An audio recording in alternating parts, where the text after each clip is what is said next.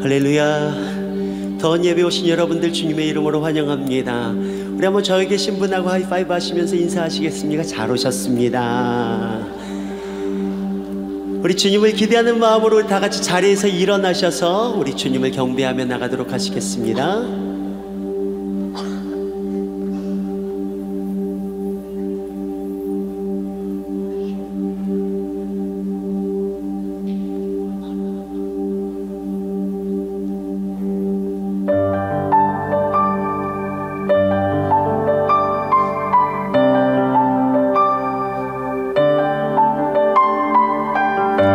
새로운 찬양 한 곡을 배우면서 주님 앞에 나갈 텐데요, 주님이 우리의 삶의 전부 되신다라고 하는 고백입니다.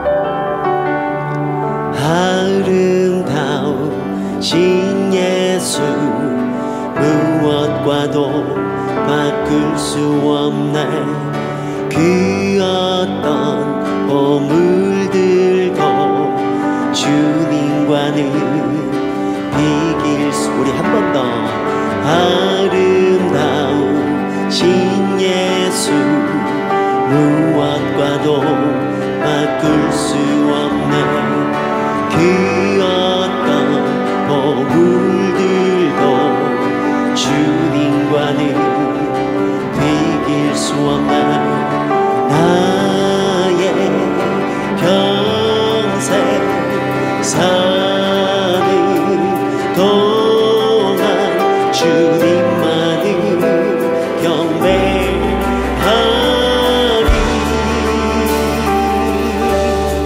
주님만을 모든 것, 내 영혼의 모든 것, 어둠을 밝히는 이 세상의 찬 영광을 돌리리. 어린 양 주 예수, 오직 주님만이 나의 구원자.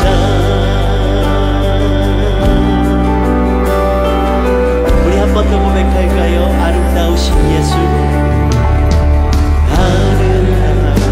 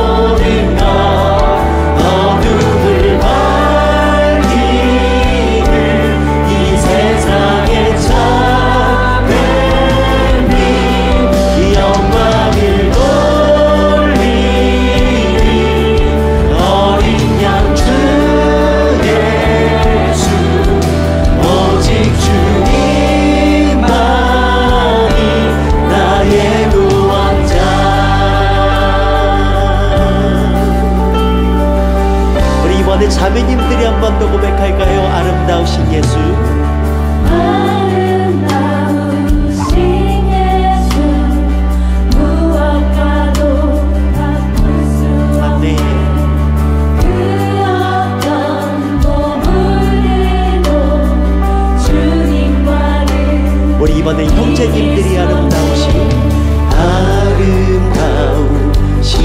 예수 무엇과도 바꿀 수 없네. 그 어떤 보물 들고 주님과 우리 다 함께 나의 평생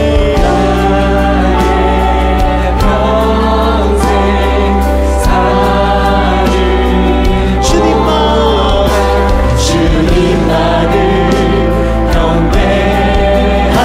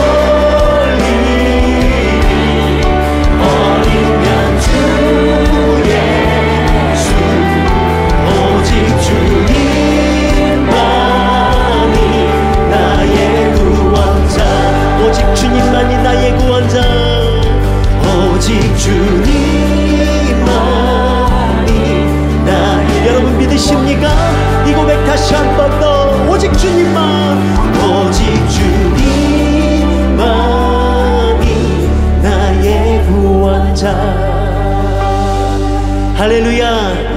오늘 이 고백이 주님 앞에 드려지는 가장 최고의 찬미의 제사가 되는 줄 믿습니다. 주님만이 내 삶의 모든 것 되십니다. 할렐루야. 우리의 구원자 되신 주님 앞에 우리 한번 큰 박수로 영광 올려드립니다. 할렐루야. 주님을 찬송합니다. 주님만이 우리의 구원자가 되십니다. 아멘. 우리 한번 저에 계신 분에게 하이파이브 하시면서 서로 믿음으로 인사하십시다. 주님만 내 모든 것 되십니다. 주님이 우리를 구원하셨습니다. 주님이 우리를 자유케 하셨습니다. 할렐루야. 아멘. 아멘. 구원의 주님 자유케 하셨네. 모든 죄의 멍에를 주가 깨뜨리셨. 여러분 믿으십니까? 우리 기뻐해 승리해 주네.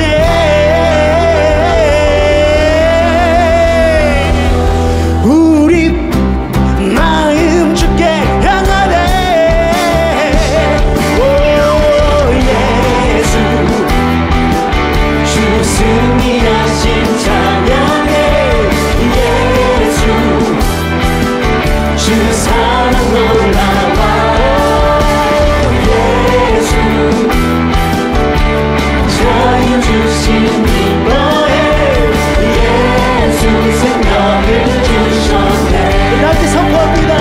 구원의 주님 구원의 주님 자유케 하셨네. 모든 죄의 멍에를 주가 깨뜨리셨네. 우리 기뻐해 우리 기뻐해 승리의 주님. 우리 마음 주께 향하네. 오 예수 주 승리하신 찬양해. 예수 주 사랑 놀라워. 예수 자유 주신 기뻐해. 예수 생명을 주셨네.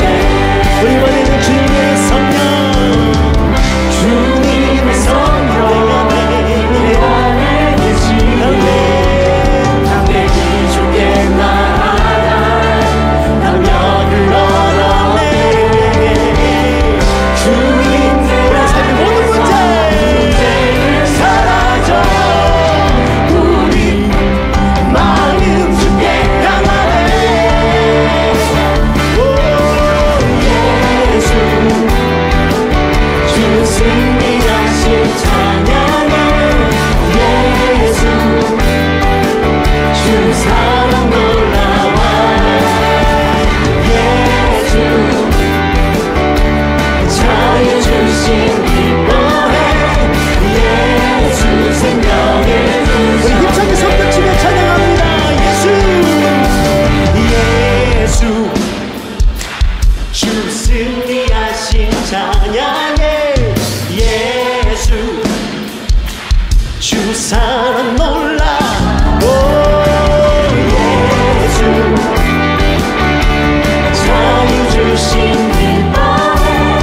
예수 생명을 주셨네. 주 예수 기뻐 찬양해. 주 예수 기뻐 찬양해.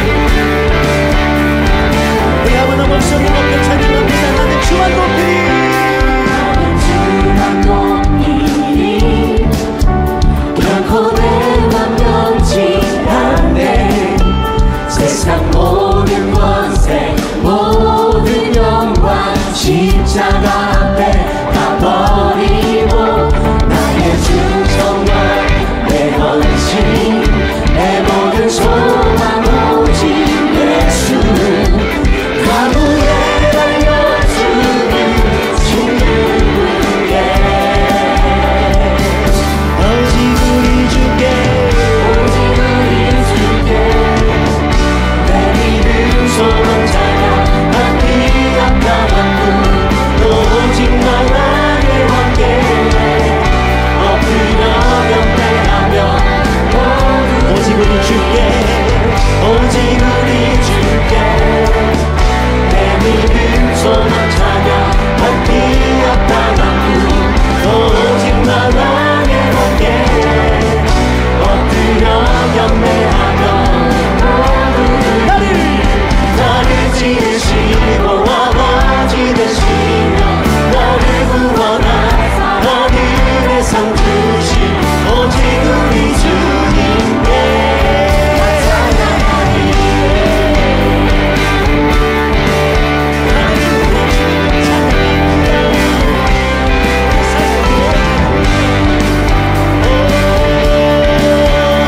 우리 한번 오른손 높이 들고 주님 앞에 오직 우리 주께 오직 우리 주께 오직 우리 주께 오직 우리 주께 오직 우리 주께 오직 우리 주께 오직 우리 주께 오직 우리 주께 오직 우리 주께 오직 우리 주께 오직 우리 주께 오직 우리 주께 나를 지으시고 아버지 되시며 나를 구원하사 하늘의 상 주신 오직 우리 주님께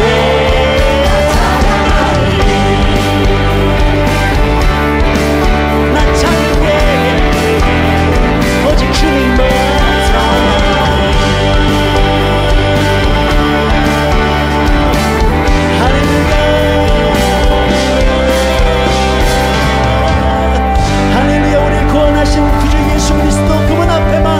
최고의 영성과 영광 올려드립니다. 할렐루야. 주님만이 우리 삶의 모든 것 되십니다. 네. 우리 한 번 더 저에 계신 분하고 한번 하이파이브 하시면서 그렇게 믿음으로 인사하기 시작하십시다. 예수만이 모든 것입니다. 예수께서 당신을 살리셨습니다. 아멘.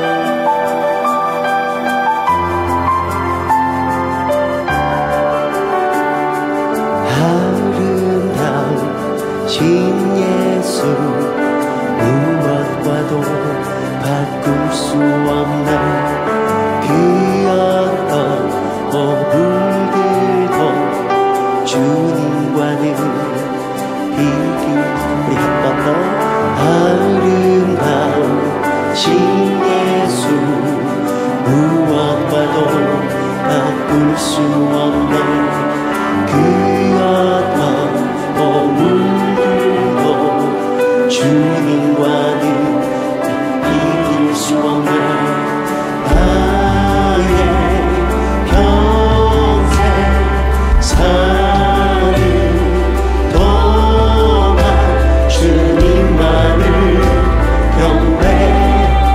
경배하리 주님만이 모든 것 내 영혼의 모든 것 어둠을 밝히는 이 세상에 참된 빛 영광을 돌리니 어린 양 주 예수 오직 주님만 나의 구원자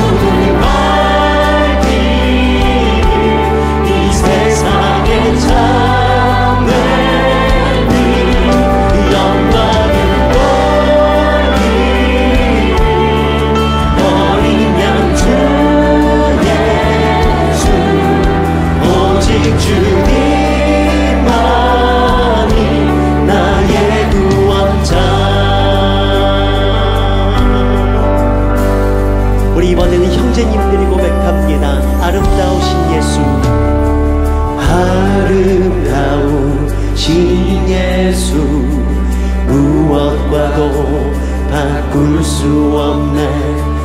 그 어떤 보물들도 주님과는 우리 자매님들이 한 번 더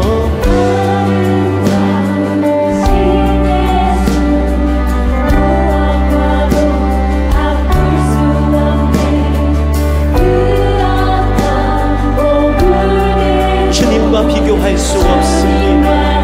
우리 다같이 목소리 높여 나의 평생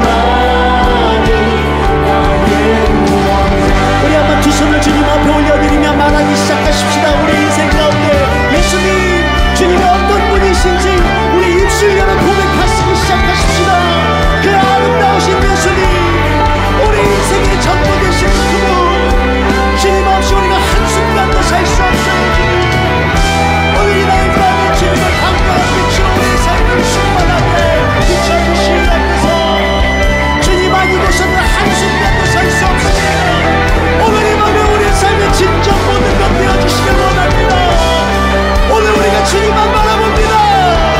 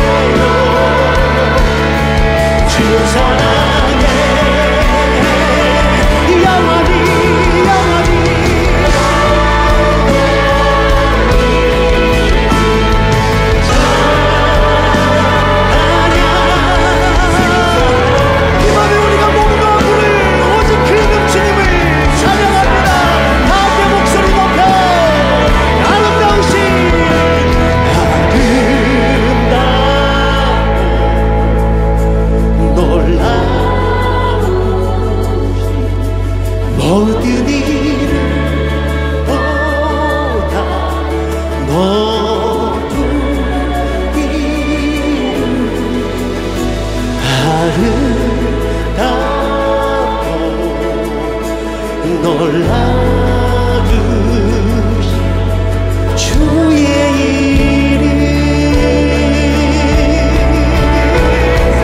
그 이름 아름답고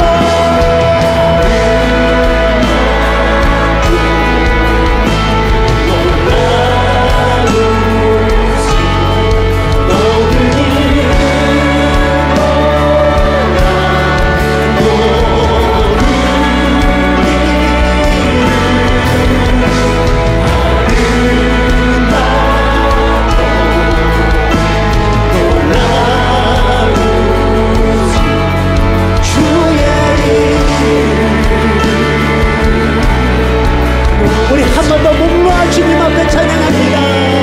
아름답고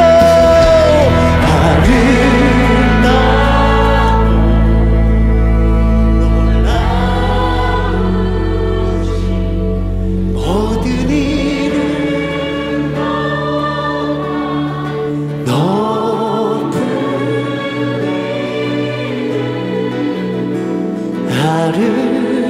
아름다운 놀라운 주의 이름 높으신 그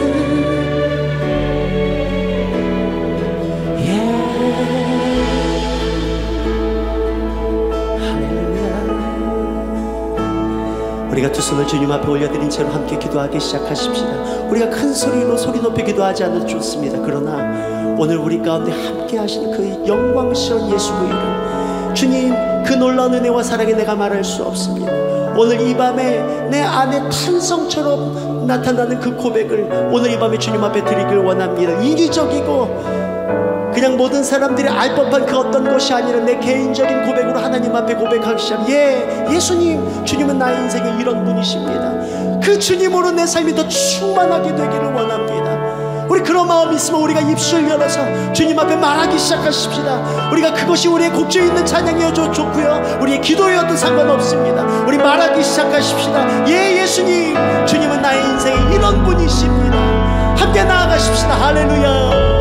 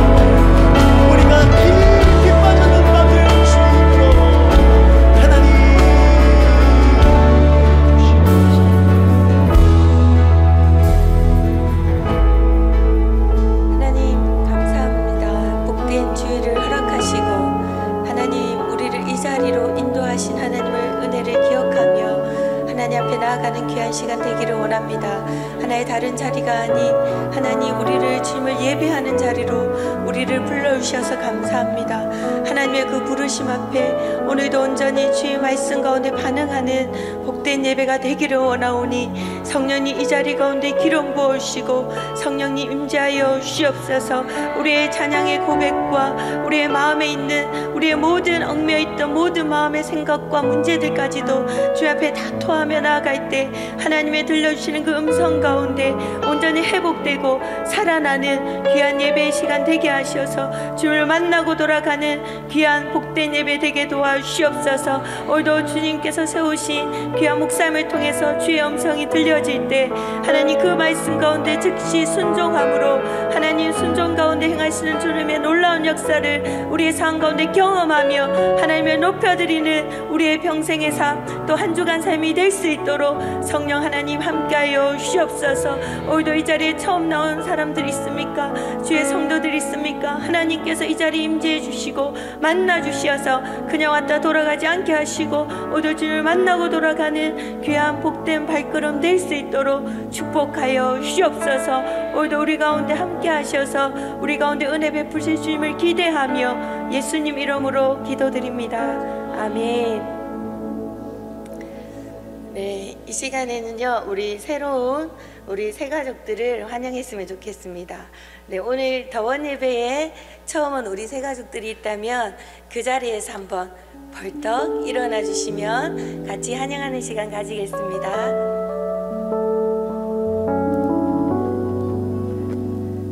네, 우리 앞쪽에 계신데요.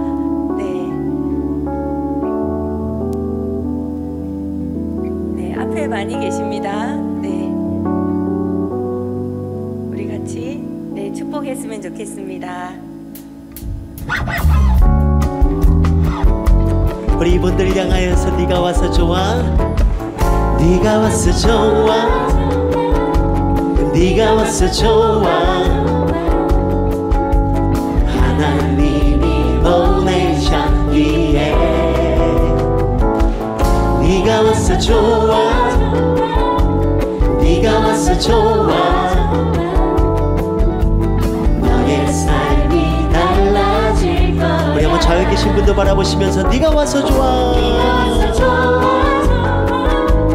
네가 와서 좋아.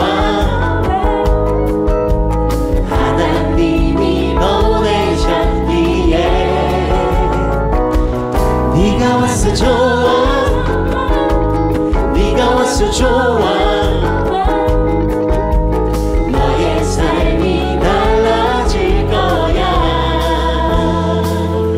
네, 한 번 더 환영합니다. 네, 이 시간에는요 우리 하나님 주신 귀한 말씀 시간 같이 교독하겠습니다. 우리 마태복음 19장 30절에서 21절입니다. 네, 신약 32쪽입니다.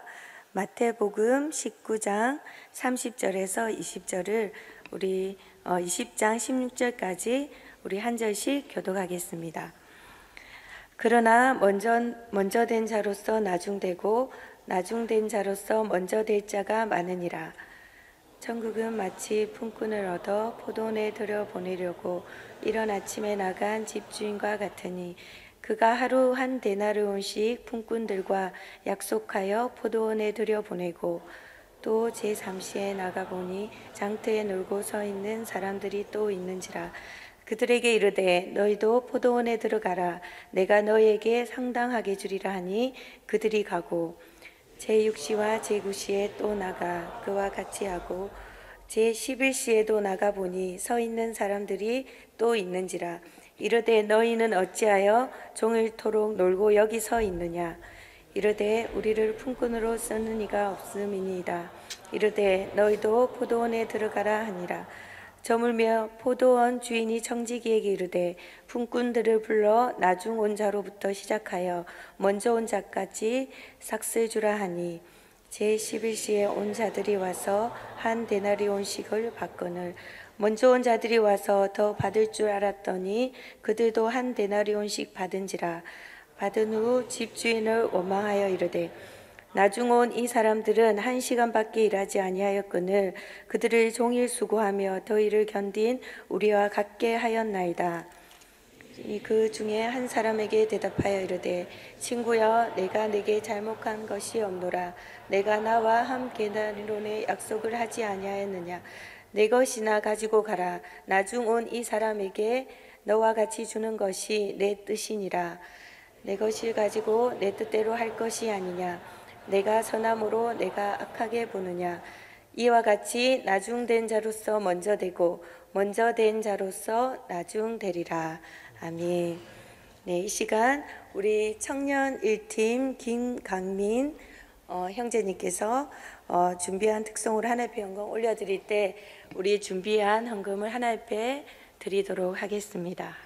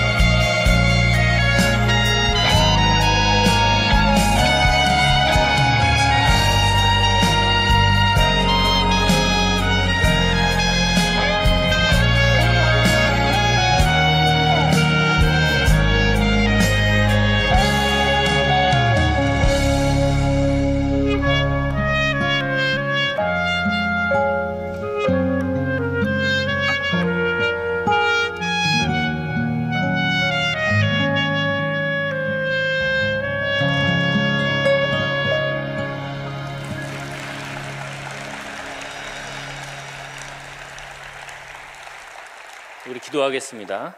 하나님 아버지 감사합니다. 저희들 그냥 나오지 않고 또한 저희의 삶의 일부를 주님 앞에 드립니다. 이 물질에 우리의 마음을 담아 드리오니 주님 받아주시고, 드리고 싶어도 드릴 것이 없는 우리들의 연약한 마음이 있는 자들에게도 주님 풍부한 마음들과 풍성한 마음을 허락하여 주셔서 우리의 마음으로 함께 동참하게 하여 주시옵소서.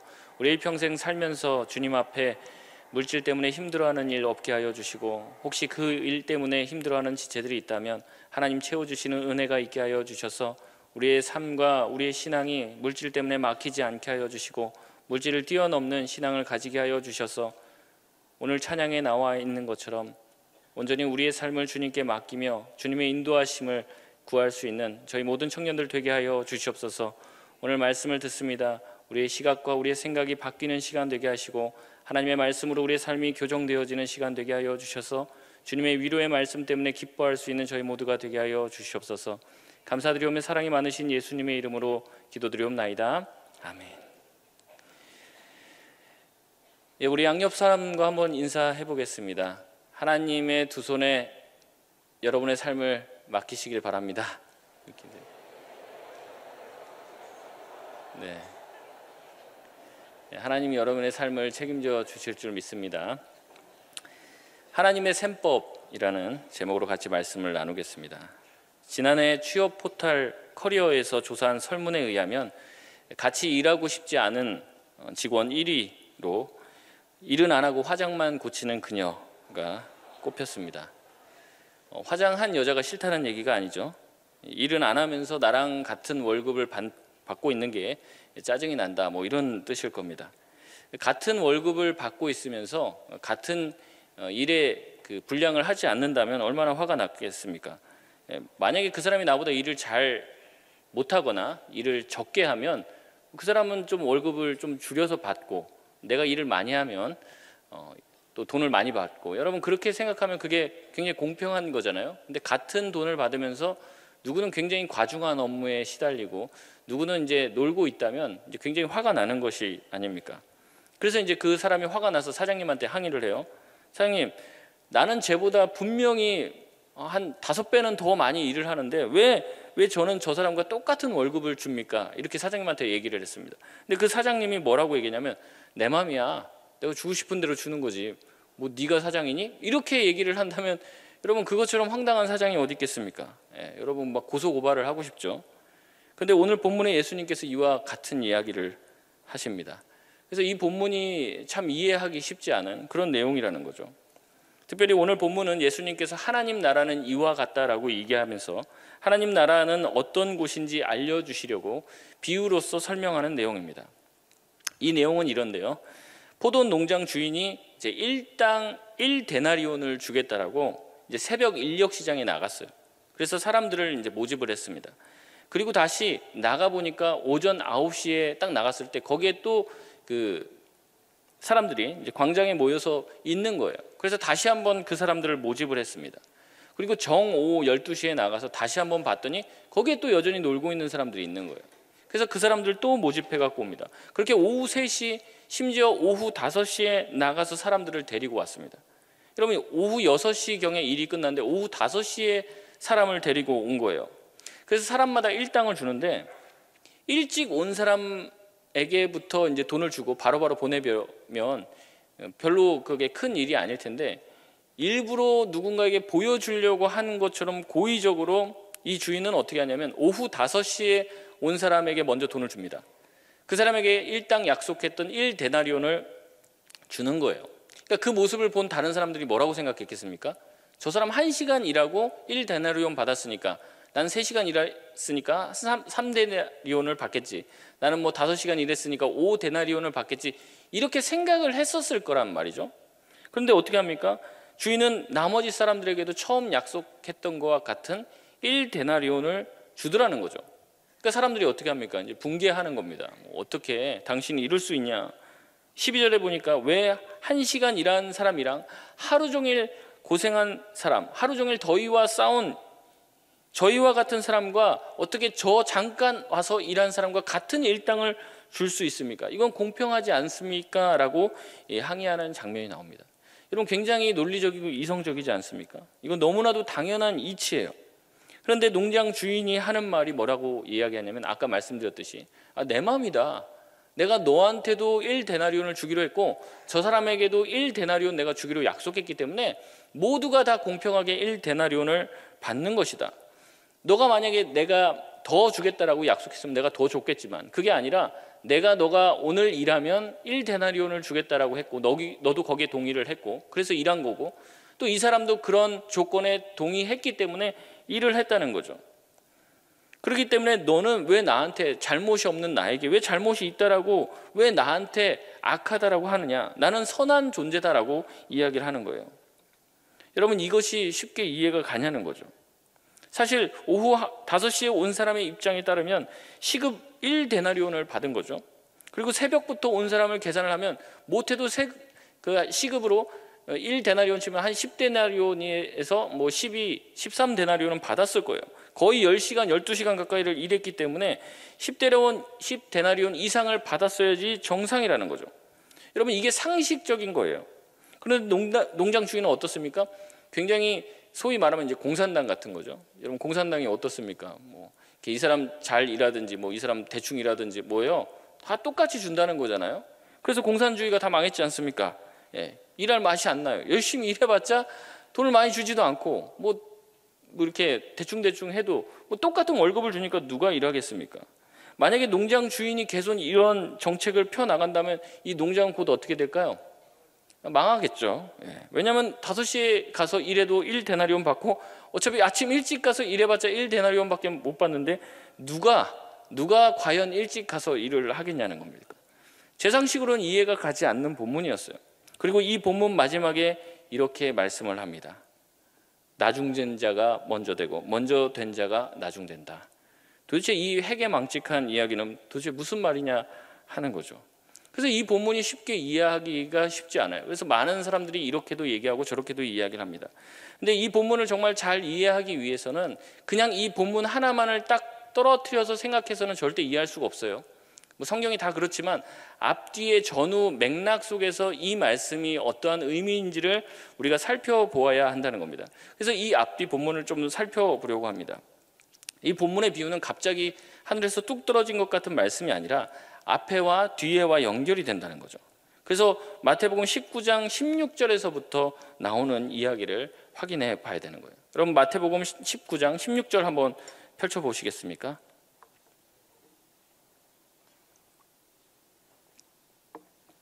마태복음 19장 16절에서 24절까지 말씀 우리 한 절씩 교독하고 마지막 절 같이 읽어보겠습니다. 어떤 사람이 주께 와서 이르되 선생님이여 내가 무슨 선한 일을 하여야 영생을 얻으리이까? 예수께서 이르시되 어찌하여 선한 일을 내게 묻냐? 선한 이는 오직 한 분이시니라. 내가 생명에 들어가려면 계명들을 지키라. 이르되 어느 계명이오니까? 예수께서 이르시되 살인하지 말라, 간음하지 말라, 도둑질하지 말라, 거짓 증언하지 말라, 내 이웃을 내 자신과 같이 사랑하라 하신 것이니라. 그 청년이 이르되 이 모든 것을 내가 지켰사온데 아직도 무엇이 부족하나이까? 그래서 이르시되 내가 온전하고자 할진대 가서 내 소유를 팔아 가난한 자들에게 주라. 그리하면 하늘에서 보화가 내게 있으리라. 그리고 와서 나를 따르라 하시니 그 청년이 재물이 많음으로 이 말씀을 듣고 근심하며 가니라. 예수께서 제자에게 이르시되 내가 진실로 너희에게 이르노니 부자는 천국에 들어가기가 어려운. 함께 읽겠습니다.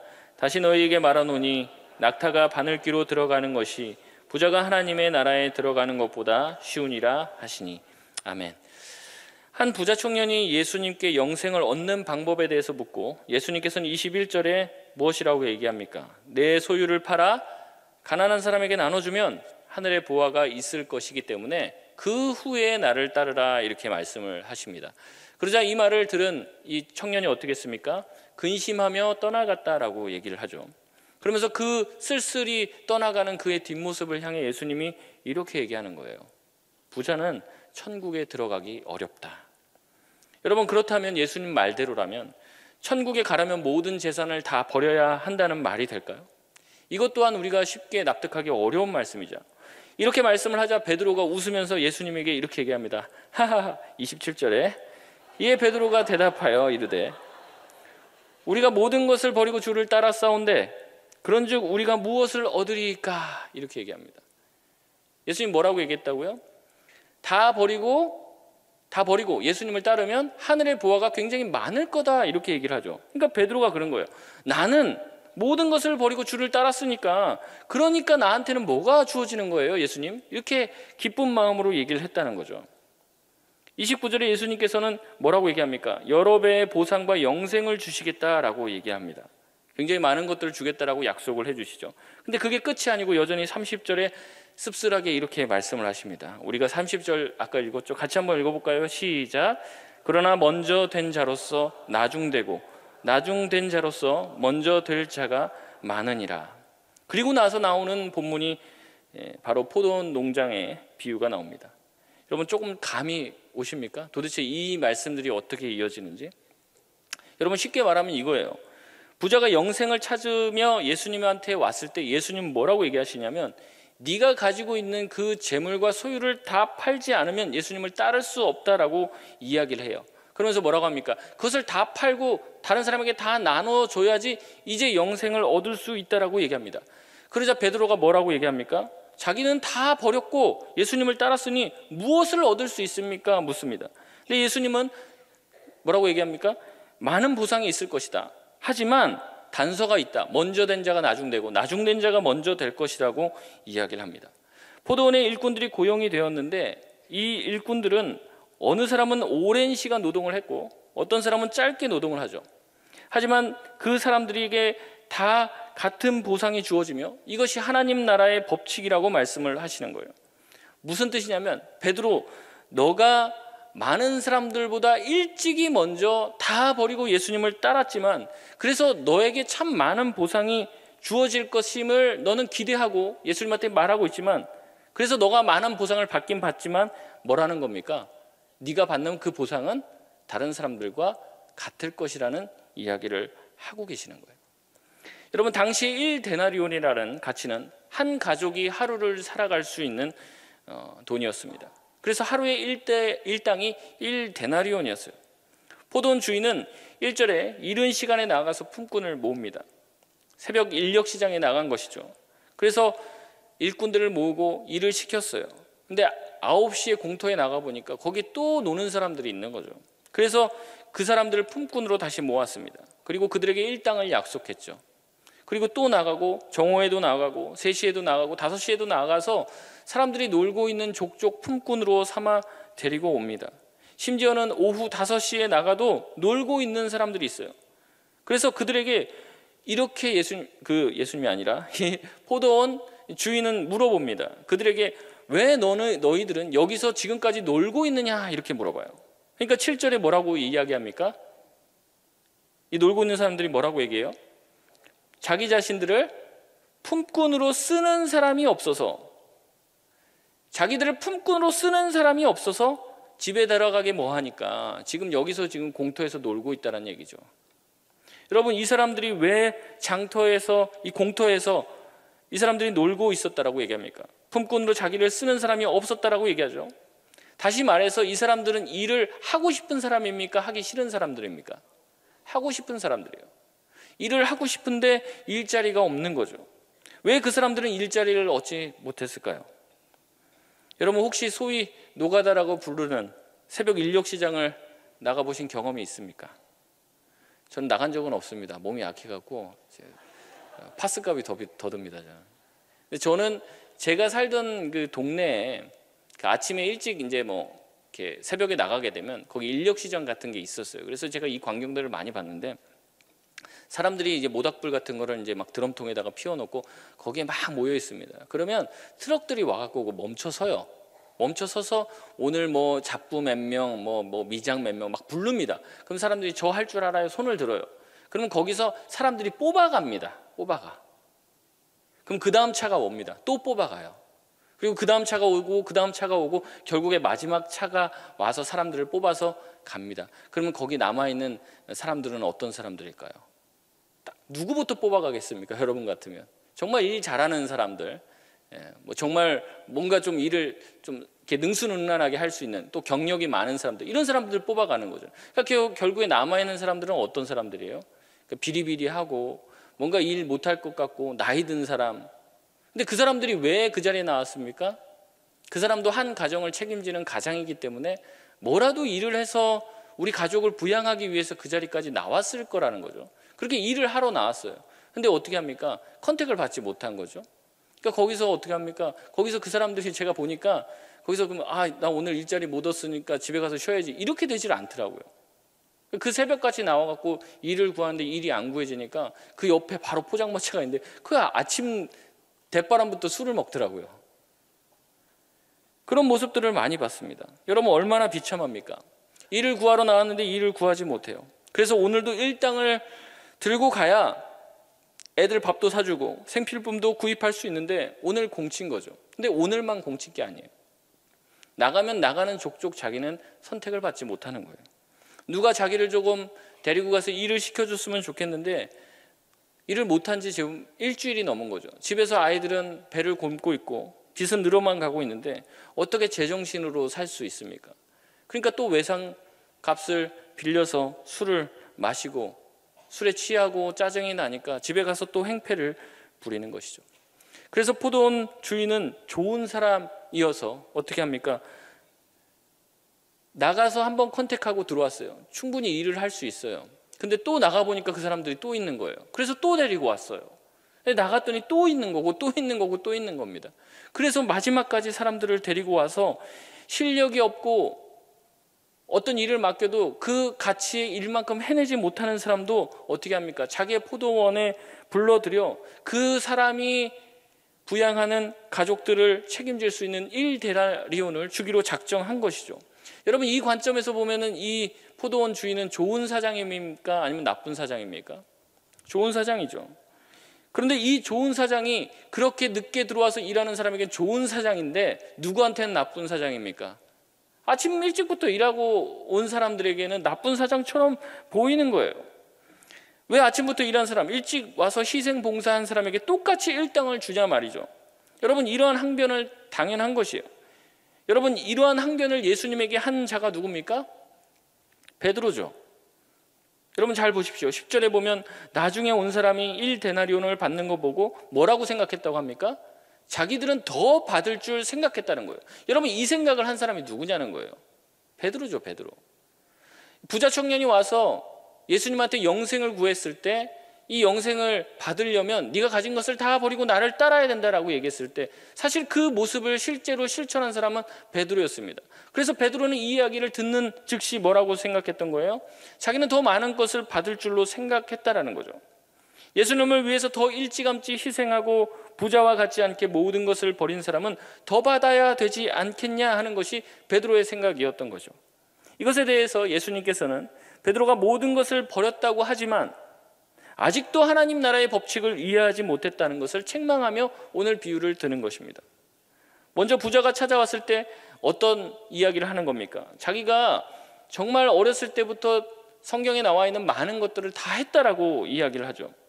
그런데 예수님이 뭐라고 합니까? 딱 한 가지가 부족한데 네가 가지고 있는 것들을 다 다른 사람들을 위해서 나눠줘야 한다는 거죠. 다시 말해서 이것은 자기가 가지고 있는 세상의 경제 법칙을 추구하는 사람은 하나님 나라에 합당하지 않다는 것을 예수님께서 가르쳐 주려고 하시는 말씀입니다. 하나님 나라는 뭔가 소유의 개념이 아니라 나눠줌의 개념이고, 하나님의 나라는 자기에게 준 것을, 하나님이 자기에게 주신 물질적인 복들, 경제적인 복들을 자기 1인분 이상으로 가지고 있게 된 것은 자기의 어떤 힘과 능력과 실력으로 된 것이 아니라 하나님께서 나에게 주신 선물이라는 것을 깨닫고 어떻게 하는 사람? 다른 사람에게 나눠주는 사람. 이런 사람이 하나님 나라에 들어가기 합당한 사람이며, 자기가 가지고 있는 소유에 집착하지 않는 사람들이 하나님 나라에 들어갈 수 있는 사람이라고 이야기하시는 거예요. 그래서 자기가 뭔가를 모으려고 하는 사람들, 모으고 포기하지 않고 더 쓸어 모으고 자기가 1인분 이상으로 축적하려고 하는 그 부자들은 천국에 들어가기가 어려운데 어느 정도 어렵습니까? 낙타가 바늘귀 들어갈 만큼 어렵다라고 얘기하는 거예요. 낙타가 바늘귀에 들어갈 수 있습니까? 열심히 노력하고 특세하고 여러분 새벽기도 열심히 하면, 낙타도 노력하면 바늘귀에 들어갈 수 있습니까? 못 들어가요. 불가능을 얘기하는 겁니다. 불가능. 모으려고 하고 축적하려고 하고 쌓아놓으려고, 특별히 이 땅에서 그렇게 사는 사람들은 절대 하나님의 나라가 뭔지를 모른다는 겁니다. 이런 세상적인 경제 원리, 일한 만큼 돈을 받아야 한다라고 하는 일찍 온 품꾼들의 주장과 같은 생각을 하는 사람들은 하나님 나라의 경제 원리가 아니라 여전히 세상의 경제 원리를 가지고 사는 것이에요. 여러분, 세상에 많은 사람들이 가난하죠. 왜 가난할까요? 뭐 이렇게 얘기합니다. 부자들은 일 안 해서 그렇다. 그러면 여러분 혹시 부자가 계십니까? 여러분은 왜 부자일까요? 부자들은 그렇게 생각합니다. 나는 일을 열심히 해서 부자가 됐다. 그렇기 때문에 내가 열심히 일한 나의 것을 나는 포기할 수 없다. 왜 내가 힘들게 번 돈을 저렇게 빈둥빈둥 일하지도 않는 저 가난한 사람들에게 왜 내가 나눠줘야 돼? 나는 절대 그럴 수 없어 라는 세상의 법칙을 가지고서는 하나님 나라에 절대 들어갈 수가 없다는 거예요. 이것은 제 말이 아니라 예수님의 가르침입니다. 베드로는 어떻습니까? 예수님의 가르침을 따른 것처럼 보이죠. 예수님이 따라오라고 콜링했을 때 어떻습니까? 자기 모든 것을 버리고 예수님을 따랐어요. 그런데 예수님은 그것조차도 뭐라고 얘기합니까? 세상의 논리를 따라 한 선택이라고 베드로를 책망하는 거예요. 베드로가 한 것은 자기가 가지고 있는 것의 포기가 아니에요. 일종의 세상 말로 하면 투자죠, 투자. 예수님에게 투자하는 겁니다. 예수님한테 한번 다 올인, 몰빵 거는 거죠, 이제. 예수님께서 주실 어떤 큰 복에 관심이 있는 거예요. 그래서 예수님한테 안목을 가지고 멀리 내다보고 올인한 겁니다. 예수님께 이렇게 올인하면 예수님이 언젠가는 왕이 될 거란 말이죠. 딱 자기가 보니까 이 견적이 나와요. 예수님 하시는 기적이나 이런 거 보니까 곧 왕이 될 것 같아, 느낌이. 그래서 예수님 왕 되면은 내가 지금 버린 것 이상의 것을 내가 얻을 거라고 계산한 거죠. 더 많은 경제적 풍요와 명예와 권력을 받게 될 것이라는 것을 예상한 거예요. 그렇기 때문에 안목 있게 선투자를 한 것입니다. 그러니 나에게 떨어지는 배당금은 다른 사람들보다 더 많을 수밖에 없는 것이죠. 그래서 예수님한테 그 몫을 요구하는 거예요. 교회 보면 교회 내 개척 초기 멤버라든지 기득권을 가지고 있는 사람들의 생각들이 이와 비슷할 때가 많아요. 주님을 위해서 많은 헌금을 낸 사람이거나 주님을 위해서 평생 헌신한다는 생각으로 하나님 앞에 서원한 저와 같은 목회자들이 특히 그런 생각들을 하는 경우가 많습니다. 그래서 다수의 목회자님들께서 앞에서 간증을 할 때 보면은 그런 얘기를 해요. 내가 하나님한테 이렇게 헌신했고 이렇게 모든 것을 버리고 내가 잘 다니는 회사도 그만두고 이렇게 하나님 앞에 목회자로 헌신했더니 우리 자식들 전부 다 스카이 대학 가고 유학 가고 변호사 의사 되고 다 미국 시민권 얻었더라. 이런 간증들 듣게 된다는 거죠. 그래서 그 간증을 듣는 우리도 이런 생각을 하는 거예요. 아, 하나님한테 올인하면 세상적인 복도 받고 죽어선 천국까지 가는구나. 그런 생각을 한다는 거예요. 근데 그런 생각에 대해서 예수님 뭐라고 얘기하는 겁니다. 그러니까 그거 아니라는 거죠. 그거 잘못된 생각이라는 거예요. 베드로야, 네가 나를 위해서 다 버리고 아침부터 저녁까지 나를 위해서 종일 순고한 건 내가 다 안다. 그리고 너무 고맙다. 하지만 너에게 많은 복이 있을 것도 정말 맞는 말이지만 내가 너에게 주겠다라고 약속한 이 복은 세상적인 복이 아니고 세상적인 성공이 아니라는 거죠. 내가 너에게 주겠다고 한 그 복은 이 세상에서 주는 그 복, 이 세상에서 주는 그 경제적인 가치를 뛰어넘는 초월하는 것이라는 것을 말하고 있는 것이에요.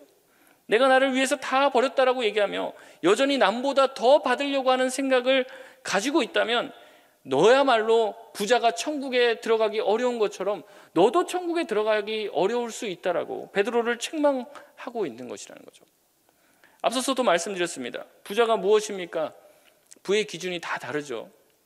어느 정도 있으면 부자일까요? 제가 성경에서 보면 부자란 자기가 먹고 살 수 있을 1인분 이상의 것을 그런 무언가를 축적하고 있는 사람을 말하고 있어요. 여러분, 가난한 사람은 어떤 사람입니까? 자기가 오늘 하루 먹고 사는 문제에 불안을 겪고 있는 사람이 가난한 사람들이에요. 그렇기 때문에 부자들은 자기의 필요 이상에 넘치는 것을 가난한 자들에게 흘려보내어 가난한 사람들이 인간답게 살 수 있도록 해야 된다는 것이 하나님 나라의 셈법인 것이에요. 그래서 하나님은 그 사람을 부자로 만들어 주신 것이에요. 그 이유 때문에. 자기에게 노력으로 인해서, 자기의 어떤 헌신으로 인해서 부자가 된 게 아니에요.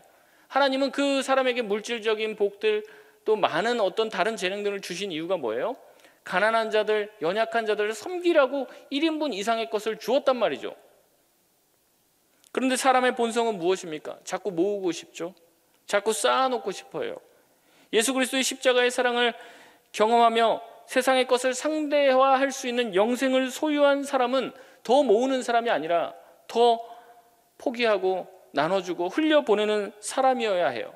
하지만 어떻습니까? 자기의 필요 이상의 것을 자꾸 구하는 사람이 되기도 하더라는 거죠.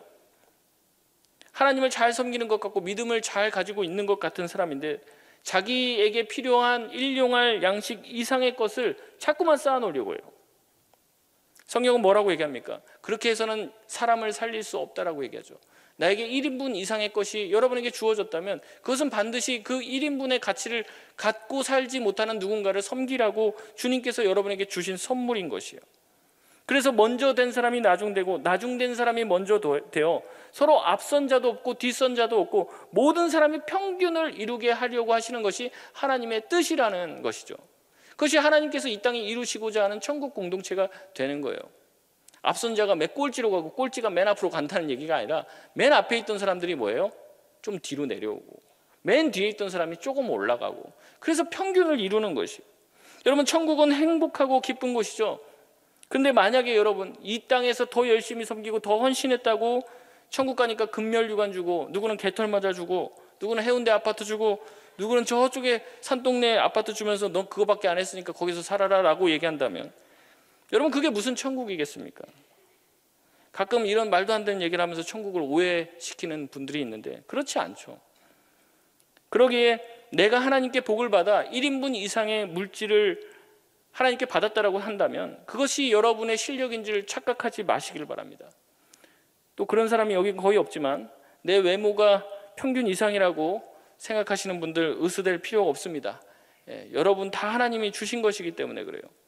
그 덕에 내가 하나님이 주신 어떠한 것들 때문에 내가 누리고 있는 것이 있다면 이것은 내 주변에 있는 다른 사람과 나누라고 하나님께서 나에게 주신 것이지 이 땅에서 더 쌓고 더 많이 가지고 더 많이 모아서 여러분에게 뭔가를 주신 하나님을 찬양하는 척하지만 사실 속으로는 으스대고 싶어하는 자기를 드러내는 그런 삶을 살아서는 안 된다는 거죠. 이런 사람들은 자기 자신을 낮추고 겸손해지고 하나님께서 나에게 주신 선물을 찬양하며 나의 어떠함이 아니라 하나님의 은혜로 사는 법을 배워야 한다는 것이에요. 여러분 또한 내가 특출난 재능이 없고 여러분이 선천적인 장애를 가졌고 흙수저로 태어나 큰 물질의 복을 가지지 못했다 할지라도 여러분 주눅들어 살지 마시길 바랍니다. 내 외모가 내 자신이 봐주지 못할 정도의 한심한 외모라 할지라도 여러분 낙심하지 마시길 바랍니다. 여러분 하나님께서는 우리 각 사람의 인생을 아시고 반드시 여러분의 삶의 1인분을 채워주실 것입니다. 여러분 그렇기 때문에 우리는 그런 외적인 것들, 세상적인 것들에 대해서 매여 사는 사람이 아닌 거예요. 많이 가졌다고 잘난 척할 필요도 없고 못 가졌다고 어깨 쭈그리고 구석에 살 필요도 없는 것이죠. 이런 모든 시선들은 세상의 시선이에요. 인간들의 시선이에요. 그런 시선으로 우리가 우리의 삶을 바라보면 어떤 줄 아십니까? 세상이 이렇게 불공평한 세상이 어디 있습니까? 누구는 태어날 때부터 저렇게 태어나고 스타트 지점이 다른데 그러나 하나님의 셈법으로 보면 우리 각자는 모두 공평한 것이에요. 가진 자는 하나님의 셈법이 공평하다라고 이야기합니다. 그런데 가지지 못한 자들은 하나님의 셈법이 공평하지 못한다라고 원망해요. 그래서 교회 안에 이런 사람들이 섞여서 서로를 원망하고 저주하며 산다는 말이죠. 여러분 이곳이 천국이 될 수 있습니까? 그렇지 않다는 거예요. 그래서 이러한 고백은 가진 자나 갖지 못한 자 둘 다에게 필요한 것이에요.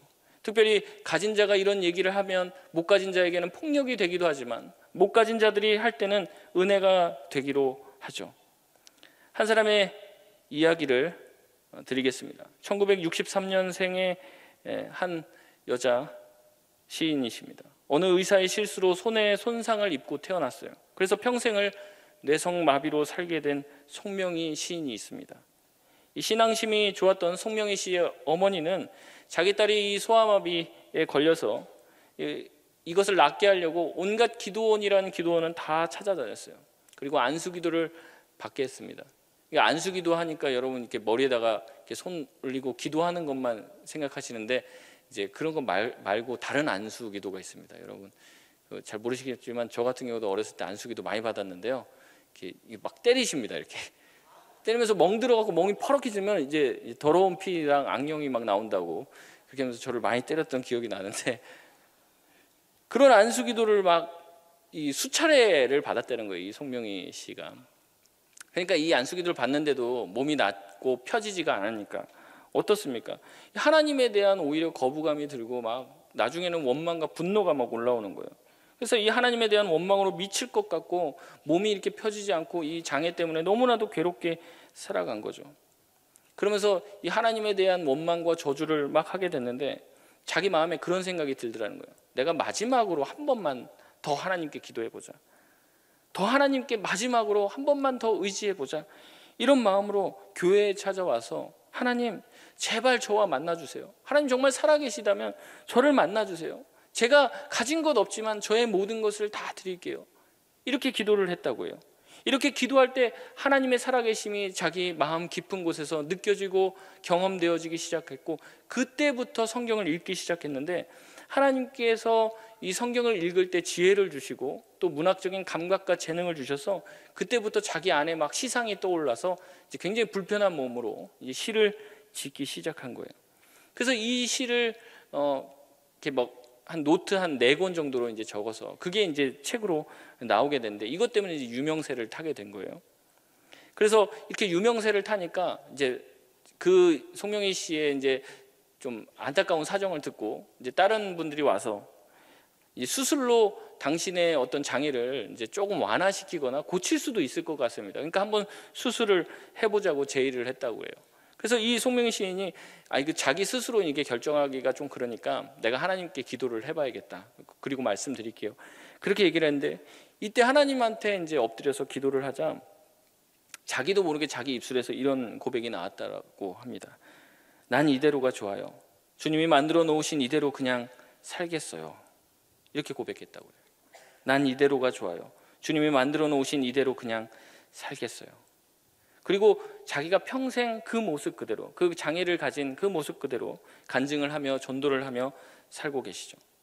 많은 사람들이 장애를 이겨낸 인간 승리로 이 송명희 씨를 이야기할 때 이 송명희 씨는 이렇게 고백을 한다고 합니다. 어찌 내 모습이 내 스스로의 의지로 내 삶을 극복한 인간 승리의 표본이 되겠습니까? 나의 모든 생활은 인간 승리의 모습이 아닙니다. 하나님이 늘 나와 동행하시고 주님께서는 내게 말씀해 주시고 나는 그분의 모습을 보면서 그분과 함께 기쁘게 살아가는 생활 그 자체입니다. 하나님은 언제나 늘 나에게 공평하십니다.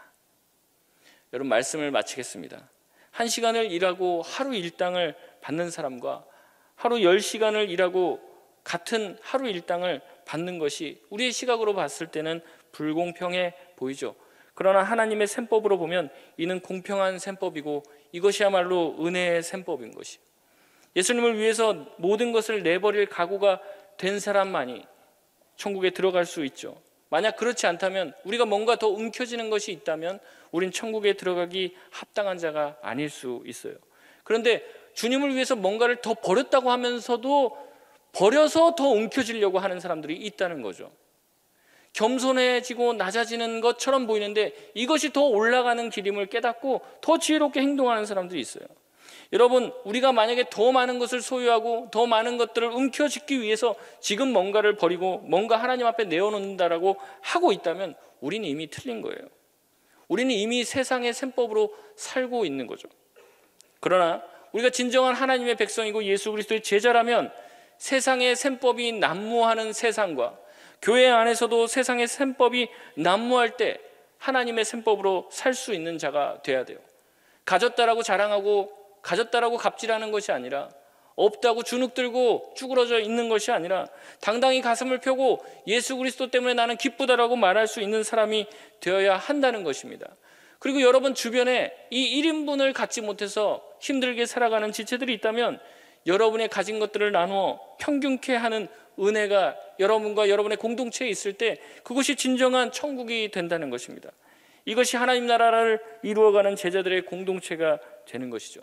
그리고 그 공동체를 일구어가는 것이 우리 모든 청년 공동체의 목표가 돼야 되는 거예요. 우리가 더 모으고 더 많이 쌓고 더 자랑하며 살 것이 아니라 우리에게 더 많이 주신 것은 더 많이 섬기려고 주신 것이구나, 이것을 깨닫고 없다면 없는 대로 주님 앞에 감사하고 기뻐하며 오늘도 나에게 나의 삶을 책임져 주고 채워주실 그 주님을 찬양하며 없어도 당당하게 살아갈 수 있는 저와 여러분이 되시기를 주의 이름으로 소원합니다. 우리 이 시간 찬양하며 기도하며 나아가겠습니다.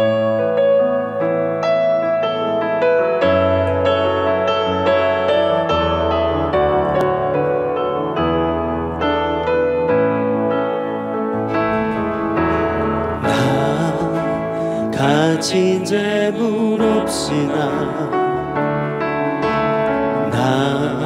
남이 가진 지식 없으나 난 남에게 있는 건강 잊지 않으나 나 남이 없는 것 있으니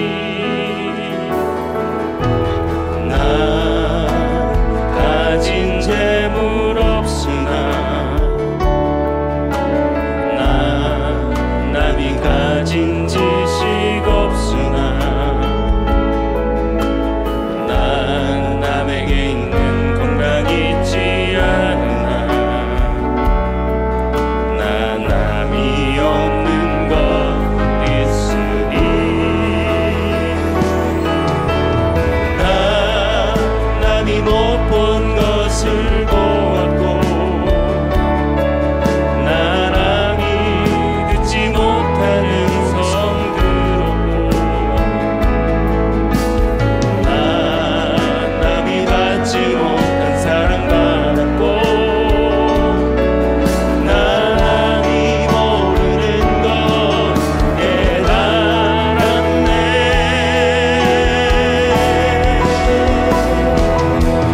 공평하신 하나님이 나 남이 가진 건 나 없지만 공평하신 하나님이 나 남이 없는 것 같니. 공평하신 하나님이 공평하신 하나님이 나 남이 가진 건 다 없지만 공평하신 하나님이 나 남이 없는 것. 다시 한번 믿음으로 고백합시다. 공평하신 하나님이 공평하신 하나님이 나 남이 가진 건 다 없지만 공평하신 하나님이 나 남이 없는 것 같게 하셨네. 우리 이 시간 합심해서 기도하겠습니다. 주님이 말씀하시기에 우리가 더 모으려고 하고 더 쌓으려고 하고 더 가지려고 할 때는 그런 마음을 가지고는 도저히 천국에 합당한 자가 아니라고 했는데, 하나님, 우리는 다 포기한 것 같이 또한 다 내려놓은 것처럼 보이지만 사실은 내 마음 깊은 곳에서는 더 가지려고 하지는 않았습니까? 내가 버리는 모습을 통해서 더 대단한 사람처럼 보이려고 하지는 않았습니까? 하나님, 혹시 우리 가운데 그러한 마음이 있다면 주님, 우리가 회개하오니 우리 가운데 다 내려놓고 주님만 사랑할 수 있는 자들 되게 하여 주시옵소서. 이 세상 살면서 더 많이 가져 남들에게 자랑하며 떵떵거리려고 하는 인생이 되는 것이 아니라 주님, 우리가 가진 것 없더라도 나에게 주신 것으로 만족하고 기뻐할 수 있는 자들 되게 하여 주시옵소서. 주님, 우리가 주눅들지 않게 하여 주시고 세상의 시선으로, 세상의 셈법으로 나의 인생을 판단하지 않게 하여 주시고 주님이 주신 하나의 데나리온에 만족하며 기뻐할 수 있는 인생 되게 하여 주셔서 하나님, 주님께서 주시는 날마다 일용할 양식으로 살아갈 수 있는 믿음의 청년들 되게 하여 주시옵소서. 2인분 3인분이 나에게는 없지만 그래도 주님 괜찮습니다. 주님, 나에게 일용할 양식을 주실 주님을 찬양합니다. 주님만을 높이며 살아갈 수 있는 인생이 되게 하여 주시옵소서. 우리가 이 들은 말씀을 놓고 이 시간 주의로 한번 간절히 찾고 기도하고 돌아가시겠습니다. 주여,